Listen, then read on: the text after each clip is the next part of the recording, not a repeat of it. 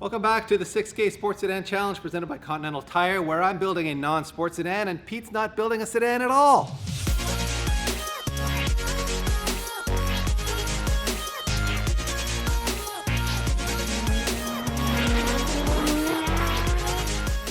Sure, I'll admit this is not a sports sedan yet, but at the very end of this episode, I'll give you a little teaser to give you an idea of how I'm going to turn it into a sports sedan with a big old bump in power. But as you would have seen last episode, we have pretty much wrapped up the exterior on this car. Super pleased with how it's looking. We put these new side skirts on as well as fix some other little trim items, and it's looking really, really good.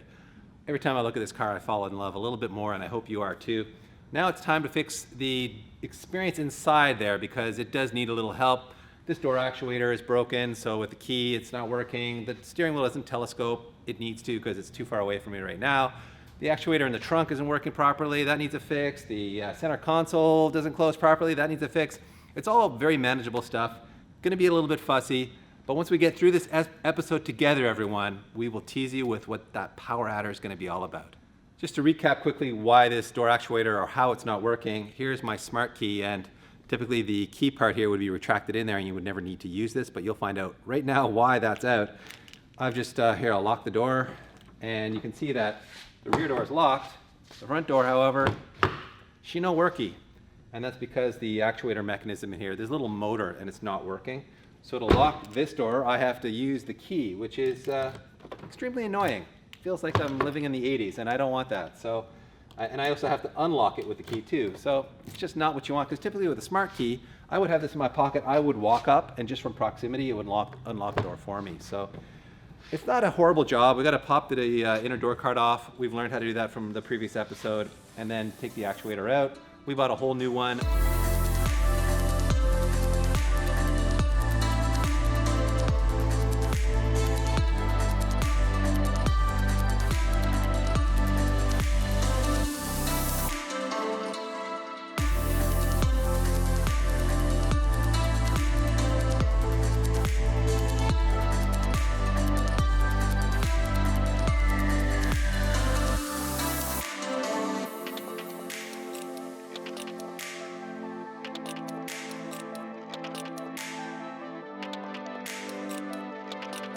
Here's the offending piece, and if you disassemble this, there's actually a tiny little motor in here, which is the problem.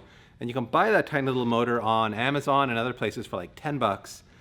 But instead of disassembling this and reassembling it, which is a really fussy job, there's actually a hilarious video of a mechanic doing this job. He's not a Lexus guy.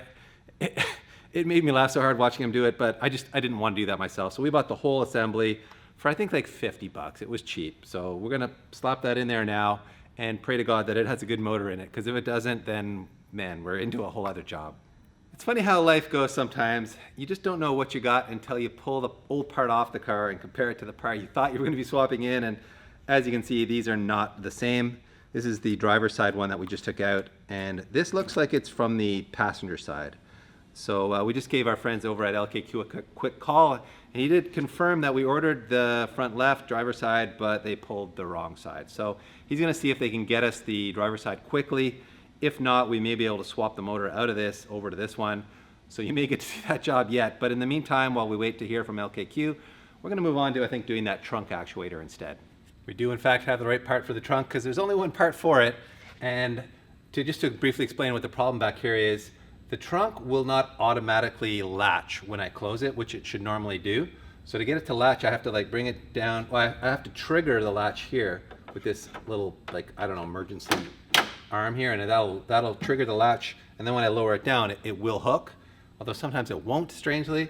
In any case, I was having to trigger it all the time here, rather than just letting it soft close and then it would close itself. So swapping this in should fix that problem, and I won't have to play this little handle game here anymore.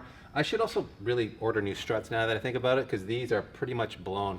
The trunk kind of wants to fall closed rather than soft close the way it should. So maybe that's something Pete and I order off of World Pack or something. But in any case, this should be relatively easy to swap in here. We've obviously stripped off the inner liner here, and now it's just a matter of unbolting this, hooking up a few things, and we should be good to go.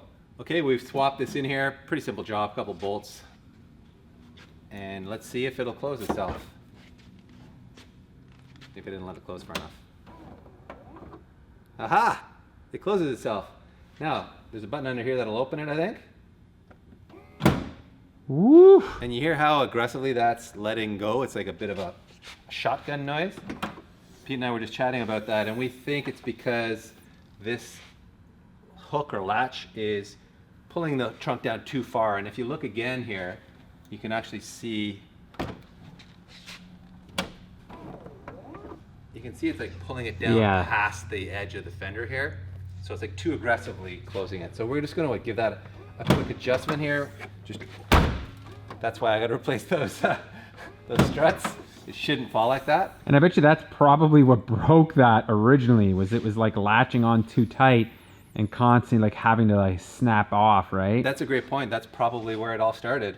So we're just gonna adjust this up a little and get it to close, or sorry, I should say release, without it like, you know, making that pop noise, and we can see that it'll be nice and flush with the fender here. So interestingly, Toyota did not want you to adjust that because they didn't put any up-down adjustability in those holes. They weren't slotted, so we just gave them a quick slot, and I think you will be pleased, everyone. Or maybe you won't be able to tell, but it closes.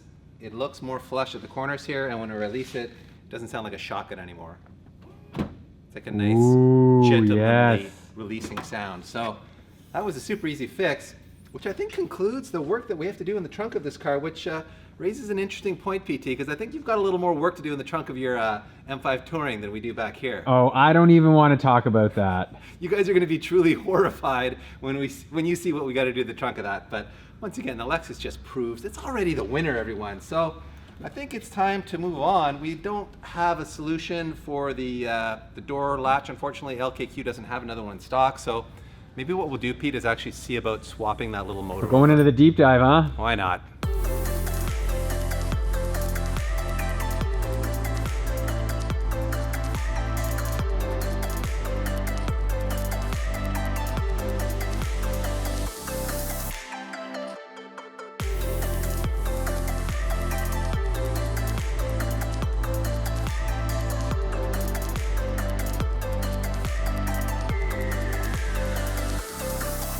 There you have it. One door actuator motor swapped over. This is the offending piece right here. Like I said before, this little guy costs about 10 bucks on Amazon. As a matter of fact, we'll put a link in the description to this part on Amazon. From what I understand, this works on all 4 doors, and it's not uncommon for these to fail. And like, having done it now, it's actually not that bad a job. It really does help having a video for guidance, which you can use this now, or you can go to my new favorite YouTuber called Rust Belt Auto. This is like a mom and pop mechanic somewhere, I would guess maybe in Minneapolis based on his accent. Anyway, he's hilarious. Go watch that video if you want to have a good laugh and see this job in like an overhead shot style. And yeah, not a terrible job. So a relatively easy fix once you get this open. Well, everyone, time for the moment of truth. Gonna hit the lock button. It didn't reopen itself, so I'm pretty sure it's locked. Woo! We won, PT, we won. Unlocked. Yes. I have a functioning driver's door now. And for the weirdest flex of all time in one of our videos, if I hold the unlock button for 3 seconds, it should open all the windows in the sunroof. Whoa, man. Come on, PT. You wish your M5 would do that. I wish it did. Did they bring them back up? Well, no. So you got to get back in the car? I think so. Let me try. No. Just keeps opening it. Yeah, from what I understand, strangely, it won't close them again. But still, I mean, Yeah. When you're walking out to your car and you want to open all your windows, sure. Show the world what you got with your smart key. So just jumping up back here for a second to replace these shock struts, because as you can see, they're doing a terrible job of holding the trunk open. They're supposed to like very slowly come down. I should be able to take my hand away right now and it'll stay in that position more or less, but if I do, it'll just slam shut. So these are shot, and shockingly, from the dealership, take a guess what these cost, everyone. Take a guess. $307. $307 per strut. You're gonna spend $600 on these 2 little struts? No, you're not. That's like past BMW tax even. That is insane. But I will say that although these are ridiculously expensive, they're a lot easier to install and remove than they are on the hatch of your wagon, Pete, because changing those on your wagon was nuts. We had to use pry bars, and it's like hidden in these weird pockets. It's a wagon. It's cooler. It's more complex. Yes. Tell people though, we didn't actually pay $300. No, we did not. We they were still expensive. They were like $40 each. Yeah, these were like $37 each. Okay, that guy's on there. That guy's on there. Okay, Wow. so test it now. Yeah. Ooh. Ooh. Could have probably gotten away with just changing one. Let's see what we got now. Watch this. Oh yeah, you can feel. Oh wow, it actually wants to open back up again now. Oh, interesting. Where will it go? Oh yeah, okay. Wow. The things that amuse us, huh, DP? Yeah, it's fixed. I feel like I won that one. So let's move back inside and take care of some stuff in there. One of the small annoyances in here is that the center armrest lid doesn't close properly. So you can see if I lower it here, it doesn't latch. To get the latch, I have to like reach to the back of it, push it forward, and then it'll latch. So, and to get it to release, like here's the button, it won't release. I have to push it forward and then it'll release. Shouldn't do that. Did a little research on it, and there's actually a thread here on clublexus.com that explains exactly how to do the repair.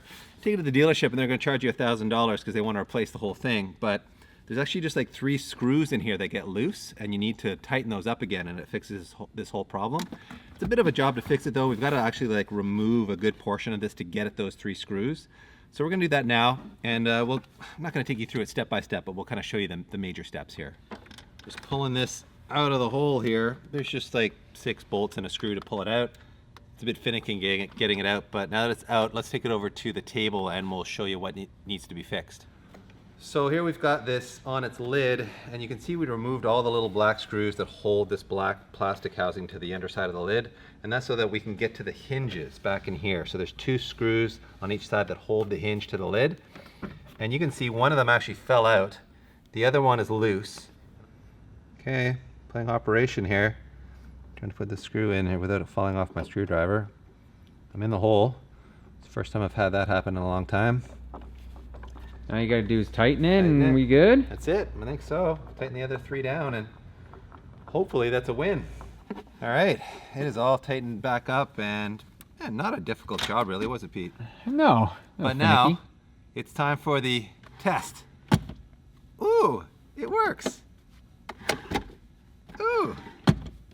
Super easy, everyone. That's a true DIY job. We are moving on to replacing this vintage 2005 cassette and 6-disc CD player with a modern unit in with a big screen that's Android, Bluetooth, all that good stuff. And hopefully it lasts longer than the one in the Tundra did. So removing this is actually super simple. Pop a couple panels, screws and bolts out, and this all comes out. All right, she's coming out. And it's that's a beast. It is a big old beefy unit, isn't it? Well, this is our upgraded, at least I hope it's an upgraded head unit. It is, as I mentioned before, an Android-based unit. This is from C-Cane, and it cost us a whopping $85 US. I think it was like 105 bucks Canadian or something like that. And being Android means I can, Bluetooth connect my phone to it. It has a bunch of apps on it. You can play YouTube on it. You can do pretty much anything with it. If we hook it up and it works, we'll show you. Yeah, fair enough. We will show you. And this is their universal dash, so this isn't specific to the Lexus, but this Metra kit is designed specifically for this car, and you can see they've even like color matched the surround to the color of the plastics on the dash. And we also used Metra's wiring harness, although it's from Access, isn't it, which is the same company as Metra, I think. And we did have to do a little bit of wiring. It wasn't quite as plug and play as we hoped it would be. There was a couple of wires that we needed to splice into to send power to the amp, which is in the trunk. And we had to hot swap the factory radio. So plug in the factory radio, turn it on, and then while it's playing, unplug it and plug it into here. And that's what sort of made it connect and power this thing up properly so that we could get sound from it, because otherwise we weren't getting sound. The guy from Metro that we called, we just literally called their tech support number. Clay there, by the way, was a legend and did help us out a lot. He pretty much just said, for whatever reason, sometimes these things need to be hot swapped. It might have something to do with CAN, although... Yeah, it is CAN bus, yeah. CAN related, yeah. So Anyway, we probably have to do that again now that we've had it all apart to like get it all set up. Okay. Unplug. While the power is still on, which is of course your hot The swap. other one. Oh, that's always a good sound. Yeah. Now, just put this into place here. You can see sometimes it takes like a 1 or 2 hits, but it's working. It's working. It is working. All So right. there you go. Our head unit is up and running, and as you can see, it does have a lot of functionality built into it, which we really like. I mean, you can get Chrome on here. You can stream, your favorite podcasts off your phone to it via Bluetooth. I've already set that up. You can get, obviously, Google Maps and all your music and on here. So you can download other apps. It's really quite powerful. However, I will say buyer beware, because we did have the Bluetooth module fail on the CK head unit in our Tundra, and everything else still worked, but without Bluetooth connectivity, you can't pair your phone with it. So it really kind of like killed the utility of it, so much so that I swapped the stock radio back in the Tundra. So I'm hoping that this one lasts longer than it did in the Tundra. It is only $85. So, I mean, I could buy 3 or 4 of these before I went out and bought say a Pioneer one that's, say, 400 Canadian.